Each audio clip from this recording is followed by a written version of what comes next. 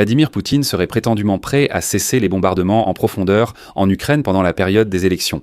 Mais il exige que les soi-disant 10 millions d'Ukrainiens en Russie votent sur le territoire russe. Poutine menace l'Europe d'une grande guerre, mais il reconnaît l'effondrement de l'économie russe. Poutine admet que l'économie russe a fortement ralenti, tout en appelant les Russes à être fiers de la prise barbare des villes ukrainiennes.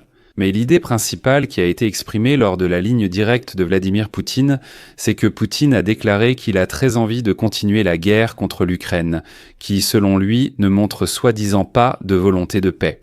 Poutine lui-même affirme que la Russie est prête à conclure la paix dès demain, mais à ses propres conditions. Et dans la foulée, il affirme qu'en Alaska, en août, la Russie a déjà fait des concessions super importantes. Mais Poutine déclare aussi qu'il ne ressent aucune responsabilité ni aucun remords pour les milliers de personnes tuées, car, selon lui, ce n'est pas la Russie qui a déclenché cette guerre. Apparemment, c'est pour avoir plus de chair à canon à l'avenir. Poutine a appelé les Russes à marier les filles avant leur majorité afin qu'elles aient le temps d'avoir plus d'enfants. Et finalement, il a déclaré que la coupure d'Internet ne pouvait être que bénéfique pour les Russes, puisque, regardez, ils ont repris Kupiansk. Nous allons analyser avec vous les principaux résultats de la ligne directe de Vladimir Poutine dans cet épisode. Je m'appelle Alexei Petchi, examinons ce sujet ensemble. Mais avant de commencer, je vous demande de vous abonner à cette chaîne, de mettre un like et d'écrire un commentaire détaillé sous cet épisode. Abonnez-vous aussi à ma chaîne Telegram Petchi News via le lien en description de cette vidéo. Là-bas, nous publions les nouvelles dès leur arrivée. La principale information de la ligne directe de Vladimir Poutine est cette photo où un Russe lui demande par service de messagerie courte pourquoi il ment autant. À propos de la prise de Kupiansk dans la région de Kharkiv, si les forces armées ukrainiennes y punissent les Russes, c'est une blague bien sûr. La principale nouvelle, c'est que Poutine a commencé à manipuler activement le sujet des élections en Ukraine, soutenant ainsi Donald Trump. Ici, il est très important pour l'Ukraine de ne pas tomber dans le piège. En fait, Poutine a déclaré que la Russie était prête à envisager la possibilité de cesser les frappes contre l'Ukraine le jour de l'élection présidentielle dans le pays. Citation : « Peut-être que ce que je vais dire maintenant va sembler surprenant. Nous sommes prêts à garantir la sécurité pendant les élections en Ukraine, au moins à arrêter ou éviter les frappes en profondeur le jour du vote. » Parallèlement, Poutine a souligné qu'une question reste fondamentale pour la Russie. Il a déclaré que sur le territoire de la Fédération de Russie vivent des millions de citoyens ukrainiens et, je cite, « de 5 à 10 millions d'entre eux ont le droit de vote ». Concernant les élections en Ukraine, Poutine estime que Moscou peut exiger des organisateurs qu'ils permettent aux citoyens ukrainiens en Russie de voter sur le territoire russe. Je vais m'arrêter tout de suite. Eh bien, tout d'abord, aucun Russe n'a le droit d'exiger quoi que ce soit de l'Ukraine. Et ensuite, d'où vient cette fourchette de 5 à 10 millions d'Ukrainiens en Russie ? Il n'y a évidemment pas 5 à 10 millions de citoyens ukrainiens en Russie. Et ici, je vais me référer aux données officielles de la Russie elle-même.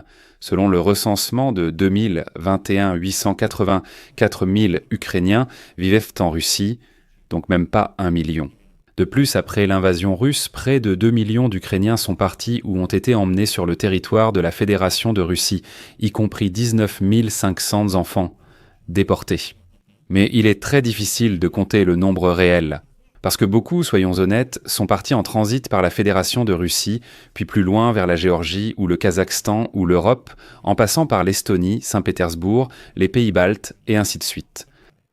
Beaucoup ont été russifiés de force. Donc, même selon l'estimation la plus grossière, il n'y a même pas 3 millions d'Ukrainiens ayant un passeport ukrainien. Poutine évoque aussi les Ukrainiens des territoires occupés qui gardent leur passeport ukrainien par tous les moyens, légaux ou non. C'est pourquoi, s'ils le souhaitent, il ne leur sera bien sûr pas difficile de fabriquer 5 à 10 millions de bulletins de vote. Mais ce serait un véritable non-sens juridique. Tout aussi absurde que ces pseudo-référendums dans les territoires que Poutine n'a même pas encore conquis. En 2022, ils ont organisé des référendums pour reconnaître Kherson, Zaporijia, Donetsk et Luhansk comme russes. Par exemple, la plupart des régions de Kherson et Zaporijia n'étaient même pas occupées. Il est évident que tous ces 10 millions de bulletins fabriqués seront en faveur d'un candidat qui, bien sûr, avantage la Russie. Et je ne serais pas surpris si Vladimir Poutine exige aussi d'enregistrer son propre candidat à la présidentielle en Ukraine. Ce sont des absurdités, mais le vrai problème est de savoir si Donald Trump y verra une bonne idée. Et Donald Trump, en fait, pourrait très bien dire quelque chose comme « Eh bien, Vladimir Poutine promet de ne pas bombarder les villes le jour du vote, alors pourquoi ne pas organiser ces élections ?» Eh bien, je ne parle même pas du fait que personne ne pourra mener une campagne électorale correctement. En fait, c'est encore une manipulation de Vladimir Poutine pour compliquer l'organisation des élections en Ukraine et ainsi montrer à Donald Trump que, regarde, c'est Volodymyr Zelensky et l'Ukraine en général qui ne veulent pas organiser d'élections. Et tout ce genre de choses. Le 9 décembre, le président américain Donald Trump a affirmé que l'Ukraine utilisait la guerre pour retarder les élections et a appelé Kiev à confirmer son engagement démocratique. Le lendemain, Vladimir Zelensky a annoncé vouloir organiser les élections sous 2 conditions. Assurer la sécurité face à la Russie et modifier la loi pour garantir la légitimité du vote en temps de guerre. Zelensky a affirmé que l'aide des partenaires occidentaux était nécessaire pour résoudre la première question. Si la sécurité est de garantie, l'Ukraine pourra organiser des élections sous 60 à 90 jours, mais il faut que cette sécurité dure et non seulement un jour. Pas comme le déclare Poutine, seulement le jour du vote. Poutine a cyniquement affirmé que la Russie n'est pas responsable des morts lors des combats en Ukraine. Citation. « Nous ne sommes pas responsables de la mort des gens car nous n'avons pas déclenché cette guerre. Cette guerre a commencé après le coup d'État en Ukraine, un coup d'État armé anticonstitutionnel en 2014. » Poutine a de nouveau répété ces absurdités, affirmant que Kiev a attaqué le Donbass. Où étiez-vous pendant 8 ans ? Et la Russie n'a longtemps pas reconnu l'indépendance et la souveraineté de ces pseudo-républiques populaires de Louhansk, république populaire de Donetsk. Parallèlement, Moscou voulait leur reconnaissance par Kiev via les accords de Minsk. Mais après que Poutine a dit « on nous a trahis », la Russie a été contrainte, vraiment contrainte, d'utiliser les forces armées pour attaquer l'Ukraine et mettre fin à la guerre. Seuls des Russes incrédules peuvent croire à ces absurdités. Poutine a ensuite affirmé qu'en négociant avec Trump en Alaska, la Russie avait fait d'importantes concessions, mais que les Européens avaient en tout compromis. Poutine a aussi affirmé que la Russie était prête à la paix dès demain, mais qu'il n'y aurait prétendument personne en Ukraine pour conclure cet accord. D'abord les élections, puis il trouvera autre chose, et on peut chercher des excuses indéfiniment. Eh bien, c'est dommage, Trump ne comprend pas tout à fait cela. Et le Poutine pacificateur n'a pas tenu longtemps ici. Et son vrai fond russe a fini par ressortir. Poutine a franchement déclaré qu'il avait, je cite, « les mains qui le démangent » de continuer la guerre contre l'Ukraine qui, selon ses mots, ne montre pas de volonté de paix. Citation de Poutine. Quand nous avons vu ce qu'il faisait à la population civile, nous avons tout simplement les mains qui nous démangent. Nous sommes prêts à aller plus loin et à achever cette vermine. Et ici, Poutine, au lieu de la légende du garçon en slip, les Ukrainiens comprendront de quoi il s'agit. Il a raconté un nouveau conte sur des grandes-mères fusillées qu'il aurait vues de ses propres yeux, comment les nazis ukrainiens tiraient sans le culer sur les grandes-mères. Et après cela, il a déclaré que l'Ukraine ne voulait pas la paix. Citation. « À ce jour, nous ne voyons pas cette volonté en Ukraine. Mais tout de même, vous savez, nous voyons, ressentons et savons qu'il y a certains signaux, y compris de la part du régime de Kiev, indiquant qu'ils sont prêts à engager un certain dialogue. La seule chose que je veux dire, c'est que nous l'avons toujours dit aussi. Nous sommes prêts et nous voulons mettre fin à ce conflit par des moyens pacifiques. Sur la base de ces principes que j'ai exposés en juin de l'année dernière au ministère des Affaires étrangères de la Fédération de Russie et avec la participation à l'élimination des causes profondes qui ont conduit à cette crise. La balle est entièrement du côté du chef du régime de Kiev et de leurs sponsors européens.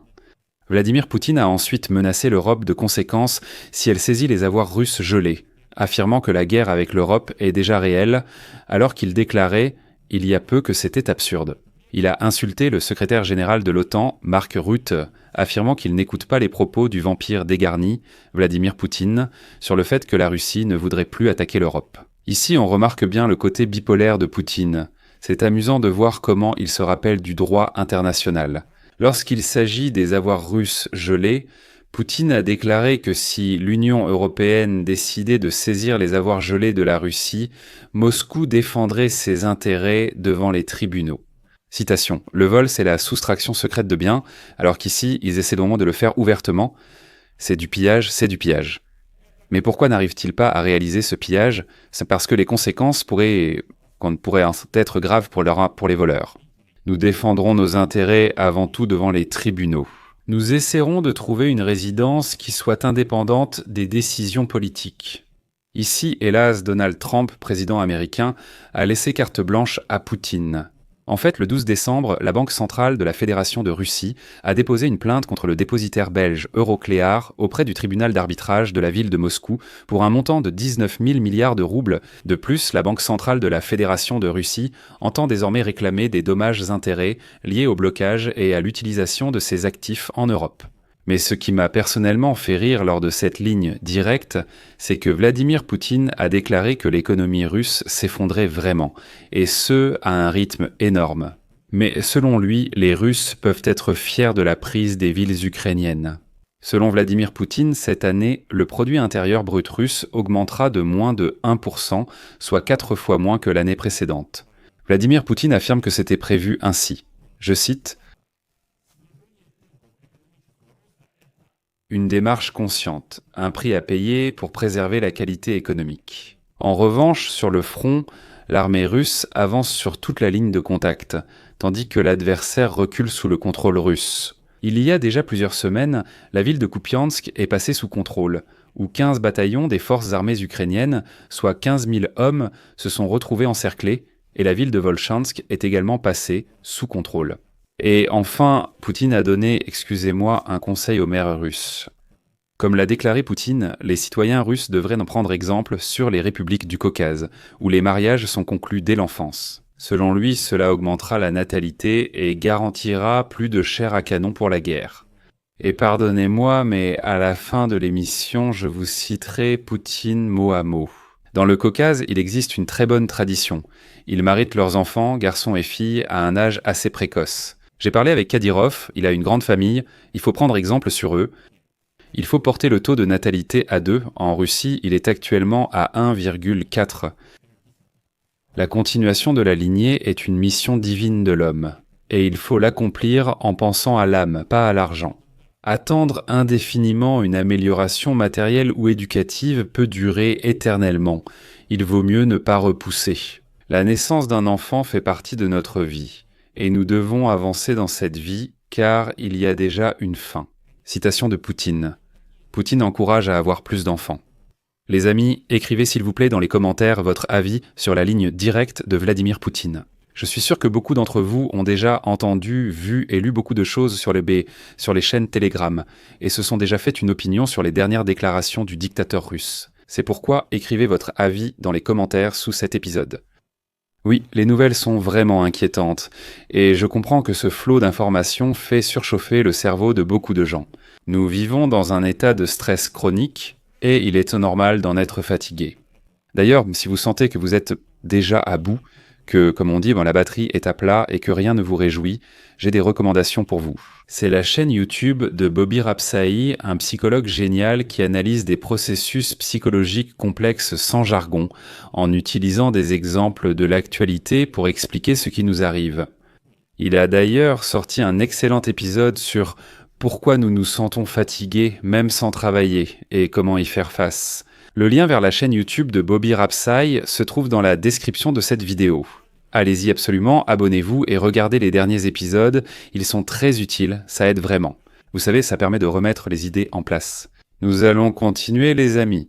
Si cet épisode vous a été utile, merci de soutenir cette chaîne YouTube par un don ou un abonnement via les liens en description. C'est tout pour aujourd'hui, prenez soin de vous, au revoir à tous, sous-titres.